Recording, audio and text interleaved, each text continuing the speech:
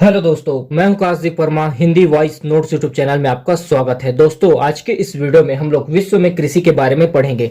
Video start करने से पहले आपसे एक रिक्वेस्ट है, अगर अभी तक आपने हमारे चैनल हिंदी वॉइस नोट्स को सब्सक्राइब नहीं किया है तो प्लीज चैनल को सब्सक्राइब करें और वीडियो को लाइक शेयर जरूर करें। तो चलिए आज का क्लास हम लोग स्टार्ट करते हैं। सबसे पहले देखते हैं हम लोग कृषि के प्रकार के बारे में। तो इसमें पहला है हमारा स्थानांतरित कृषि। देखिए, इस प्रकार की कृषि में क्या होता है कि सबसे पहले वनों को जलाकर, वनों के एक भाग को जलाकर उसमें कृषि किया जाता है। कब तक कृषि किया जाता है? जब तक उस भाग का उत्पादन क्षमता कम या समाप्त ना हो जाए। जब उस स्थान का उत्पादन क्षमता कम या समाप्त हो जाता है तब उस स्थान को छोड़कर दूसरे स्थान का चुनाव कर खेती किया जाता है। तो स्थानांतरित कृषि में क्या होता है, सबसे पहले वनों को एक भाग को जलाकर साफ किया जाता है, फिर उसमें कृषि कार्य किया जाता है, फिर वहां का जब उत्पादन क्षमता समाप्त हो जाता है, समाप्त हो जाने के पश्चात उस स्थान को छोड़कर अन्य स्थान पर कृषि किया जाता है। इसको कहा जाता है स्थानांतरित कृषि। उसके बाद देखते हैं नेक्स्ट है मिश्रित कृषि। देखिए, इसमें क्या होता है कि कृषि कार्यों के साथ साथ पशुपालन का भी कार्य किया जाता है, जिसको मिश्रित कृषि कहते हैं।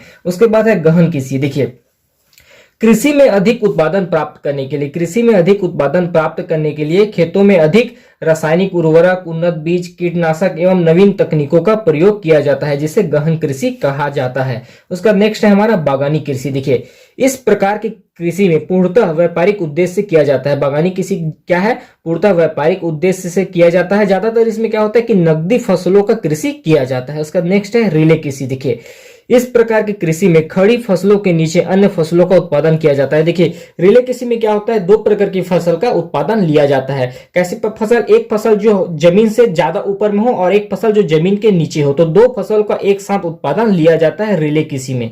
ठीक है। उसके बाद है नेक्स्ट है ट्रक फार्मिंग। देखिए, यह कृषि जो होता है व्यापारिक स्तर पर होता है। ज्यादातर इसमें फल एवं सब्जियों का खेती किया जाता है, जिसे परिवहन का उपयोग कर ट्रक के माध्यम से ले जाया जाता है। उसका नेक्स्ट है डेयरी फार्मिंग। देखिए, डेयरी फार्मिंग में क्या होता है, दूध देने वाली पशुओं या गायों को पाला जाता है। डेयरी फार्मिंग जो होता है वो दूध के लिए होता है, जिसमें दुधारी पशुओं या गायों को पाला जाता है। फिर नेक्स्ट है चक्री कृषि। देखिए, चक्री कृषि में क्या होता है, फसलों को चक्रीय रूप में बोया जाता है ताकि उर्वरक क्षमता बनी रहे। देखिए, बार बार एक ही फसल लगाने से जमीन का क्या है, उपजाऊ क्षमता खत्म होता है। तो एक चक्रीय रूप में खेती किया जाता है। जैसे कि सबसे पहले धान लगा दिया, धान के बाद ऐसी दलहन फसल लगाया जाता है।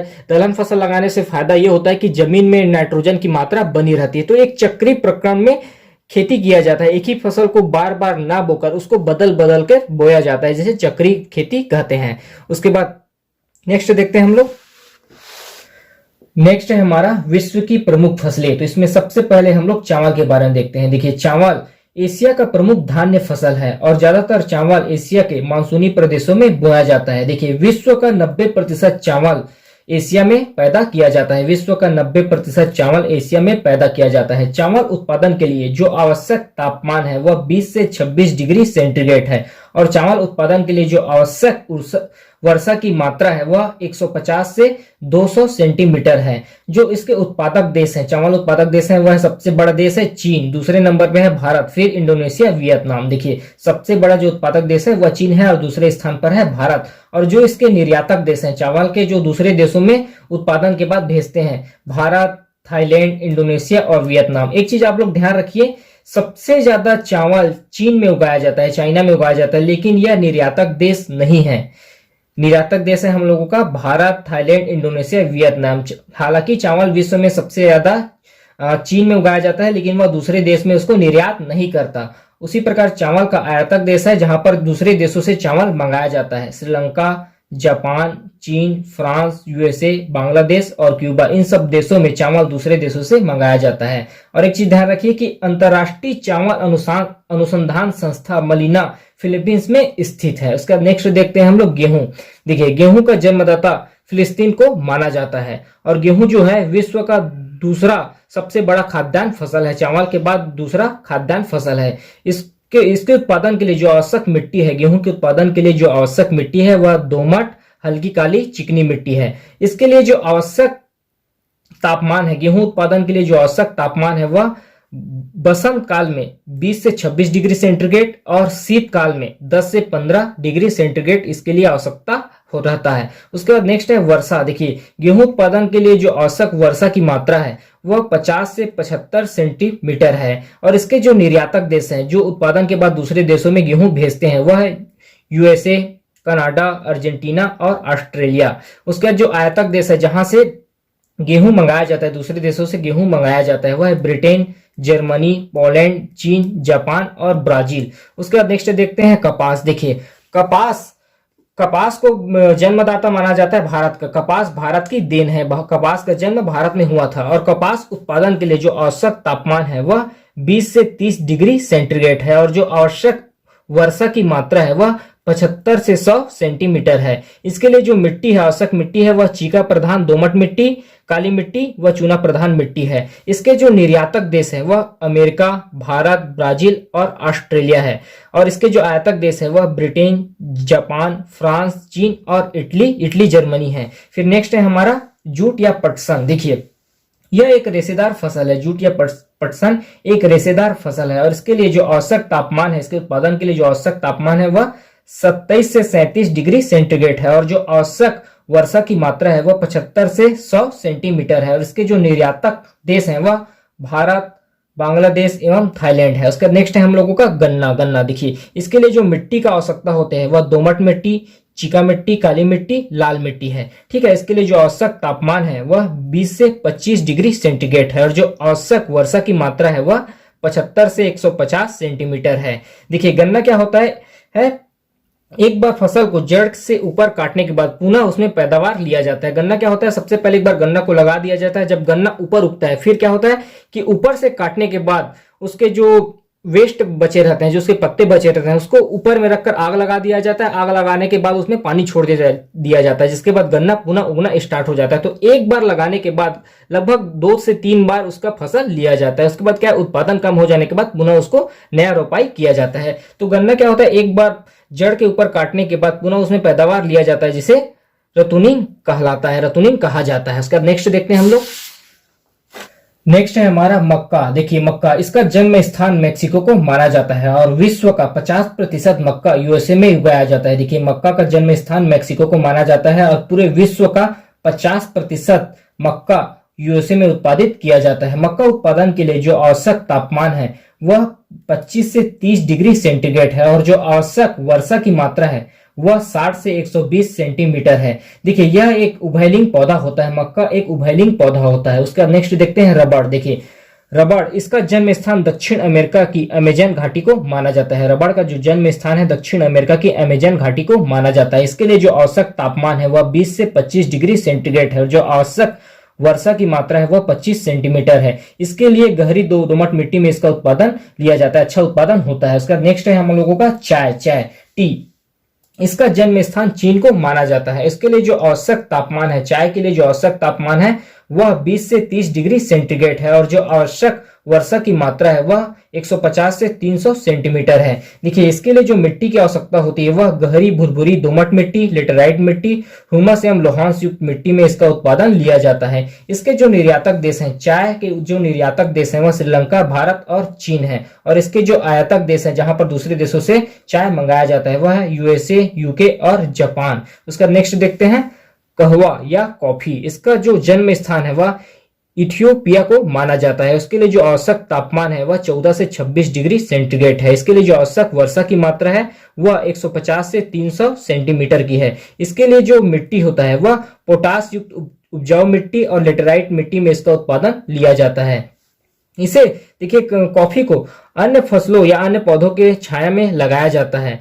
यह छायाप्रिय पौधा होता है। इसके लिए क्या होता है, ज्यादातर ढलान जगह जहां पर पानी रुकना नहीं चाहिए उस स्थान में कॉफी का उत्पादन लिया जाता है। इसका नेक्स्ट है कोआ या चॉकलेट। ठीक है, इसका उपयोग चॉकलेट बनाने में किया जाता है। इसके लिए उपजाऊ दोमट मिट्टी में इसका उत्पादन लिया जाता है। जो औसत तापमान है 16 से 24 डिग्री के तापमान में इसको उत्पादन लिया जाता है। जो औसत वर्षा की मात्रा है वह 125 सेंटीमीटर वर्षा वाले क्षेत्रों में इसका उत्पादन लिया जाता है। जो उत्पादित देश हैं आखिरी कोस्ट, घाना, इंडोनेशिया, ब्राजील, इन सब जगहों पर इसका उत्पादन लिया जाता है। इसका नेक्स्ट देखते हैं विश्व में कृषि के विशेष प्रकार। नेक्स्ट है हम लोगों का विश्व में कृषि के विशेष प्रकार। देखिए सबसे पहला है विटिकल्चर, अंगूरों की खेती को विटिकल्चर कहा जाता है। फिर नेक्स्ट है सेरीकल्चर, रेशम उत्पादन की क्रिया को सेरीकल्चर कहा जाता है। फिर नेक्स्ट है पिसीकल्चर या एक्वाकल्चर, व्यापारिक मछलियों के उत्पादन या पालन को पिसीकल्चर या एक्वाकल्चर कहा जाता है। फिर नेक्स्ट है हम लोगों का हॉर्टिकल्चर, बागवानी या फल के उत्पादन को हॉर्टिकल्चर कहा जाता है। फिर नेक्स्ट है एपीकल्चर, मधुमक्खी पालन को एपीकल्चर कहा जाता है। फिर नेक्स्ट है फ्लोरिकल्चर, फूल विज्ञान या फूल के उत्पादन को फ्लोरिकल्चर कहा जाता है। फिर नेक्स्ट है वर्मीकल्चर, केचुआ पालन को वर्मीकल्चर कहा जाता है। फिर नेक्स्ट है एरोपोनिक, पौधे को हवा में उगाना एरोपोनिक कहलाता है। बिना मिट्टी के जो आज के डेट में जो नया तकनीक आया है, फूल पौधे का जो उत्पादन लिया जा रहा है बिना मिट्टी के, उसको एरोपोनिक कल्चर कहा जाता है। फिर नेक्स्ट है ओलरीकल्चर, सब्जी विज्ञान को ओलरीकल्चर कहा जाता है। फिर नेक्स्ट है पोमोलॉजी, फल विज्ञान को पोमोलॉजी कहा जाता है। फिर नेक्स्ट है मेरीकल्चर, समुद्री जीवों के जो उत्पादन किया जाता है उसको मेरीकल्चर कहा जाता है। फिर नेक्स्ट है ओल्विकल्चर, देखिए जैतून की खेती को ओल्विकल्चर कहा जाता है। फिर देखते हैं वनस्पतियों का वर्गीकरण। नेक्स्ट है हमारा वनस्पतियों का वर्गीकरण। हाइड्रोफाइट, जल की ऊपरी सतह पर उगने वाली वनस्पति को हाइड्रोफाइट कहते हैं। फिर नेक्स्ट है ज्यूरोफाइट, मरुस्थलीय स्थान पर उगने वाले वनस्पति को ज्यूरोफाइट कहा जाता है। फिर नेक्स्ट है मेसोफाइट, शीतोष्ण कटिबंध टैगा वनस्पति को मेसोफाइट कहा जाता है। फिर नेक्स्ट है क्रायोफाइट, शीत कटिबंध टुंड्रा वनस्पति को क्रायोफाइट कहा जाता है। फिर नेक्स्ट है हाइग्रोफाइट, अधिक आर्द्रता वाले क्षेत्रों में पाए जाने वाले वनस्पति को हाइड्रोफाइट कहा जाता है। फिर नेक्स्ट है पायरोफाइट, अग्नि प्रतिरोधी वनस्पति को पायरोफाइट कहा जाता है। फिर नेक्स्ट है हेलोफाइट, नमकीन मिट्टी की जो वनस्पति है उसको हेलोफाइट कहा जाता है। फिर नेक्स्ट है लिथोफाइट, कठोर चट्टानों पर उगने वाली वनस्पति को लिथोफाइट कहा जाता है। फिर नेक्स्ट देखते हैं हम लोग।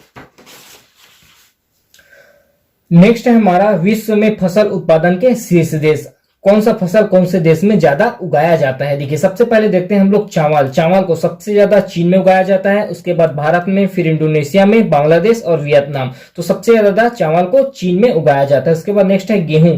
गेहूं को सबसे ज्यादा चीन, भारत, फिर रूस में उगाया जाता है। फिर नेक्स्ट है कपास। कपास को चीन, भारत और यूएसए में उगाया जाता है। सबसे ज्यादा चीन, फिर भारत, फिर यूएसए। तो ये सब सीरीज में लिखा हुआ है, मैं केवल नाम बताऊंगा, आप लोग ध्यान लगाना कि ये सब सीरीज में लिखा हुआ है। उसके बाद है चाय। चाय को चीन, भारत और केन्या। मूंगफली। मूंगफली को चीन, भारत और नाइजीरिया। आलू। आलू को चीन, भारत और रूस। उसके बाद नेक्स्ट है प्याज। प्याज को चीन, भारत, यूएसए। फिर नेक्स्ट है टमाटर। टमाटर को चीन, भारत, यूएसए। फिर नेक्स्ट है जूट। जूट को सबसे ज्यादा भारत, फिर बांग्लादेश, फिर चीन। फिर नेक्स्ट है दलहन। दलहन को सबसे ज्यादा भारत, फिर रूस, फिर पोलैंड। फिर नेक्स्ट है केला। केला को सबसे ज्यादा भारत, फिर चीन, फिर फिलीपींस। फिर नेक्स्ट है मसाला। मसाला को सबसे ज्यादा भारत, बांग्लादेश और चीन। फिर नेक्स्ट है दूध। दूध को सबसे ज्यादा भारत, फिर यूएसए, फिर चीन। फिर नेक्स्ट है गन्ना। गन्ना को सबसे ज्यादा ब्राजील, भारत, फिर चीन में। फिर नेक्स्ट है मक्का। मक्का को सबसे ज्यादा यूएसए, चीन, फिर ब्राजील। जौ। जौ को सबसे ज्यादा रूस, फिर फ्रांस, फिर जर्मनी। उसके बाद है रबड़। रबड़ को थाईलैंड, इंडोनेशिया, वियतनाम, भारत। फिर नेक्स्ट है कॉफी। कॉफी को सबसे ज्यादा ब्राजील, वियतनाम, कोलंबिया। फिर नेक्स्ट है नारियल। नारियल को सबसे ज्यादा इंडोनेशिया, फिलीपींस, फिर भारत। फिर नेक्स्ट है सोयाबीन। सोयाबीन को सबसे ज्यादा यूएसए, फिर ब्राजील, फिर अर्जेंटीना। फिर नेक्स्ट है चुकंदर। चुकंदर को सबसे ज्यादा रूस, फ्रांस, उसके बाद यूएसए। फिर नेक्स्ट है ज्वार। ज्वार को सबसे ज्यादा यूएसए, मेक्सिको और नाइजीरिया। तो ये सब सीरीज में लिखा हुआ है, पहले नंबर पर जैसे ये पहला, ये दूसरा, ये तीसरा। तो इस हिसाब से आप लोग माइंड में रखिए। तो एक चीज और ध्यान रखिए कि सबसे ज्यादा जो है चावल, गेहूं, कपास, चाय, मूंगफली और आलू, प्याज, टमाटर, इन सभी को सबसे ज्यादा चीन में उगाया जाता है। ठीक है, पहले नंबर पे है, सबसे ज्यादा यही उत्पादित लिया जाता है। फिर नेक्स्ट है जूट, दलहन, केला, मसाला, दूध, इन सबको सबसे ज्यादा कहां, भारत में उगाया जाता है। तो ये सब सीरीज में आप लोग माइंड में रखिए। बहुत सारे एग्जामों में पूछा जाता है कि कौन सी फसल कौन से देश में ज्यादा उगाया जाता है, या भारत का स्थान किस फसल में कौन से स्थान पर है, यह सब पूछा जाता है। तो आज की वीडियो में इतना ही। धन्यवाद।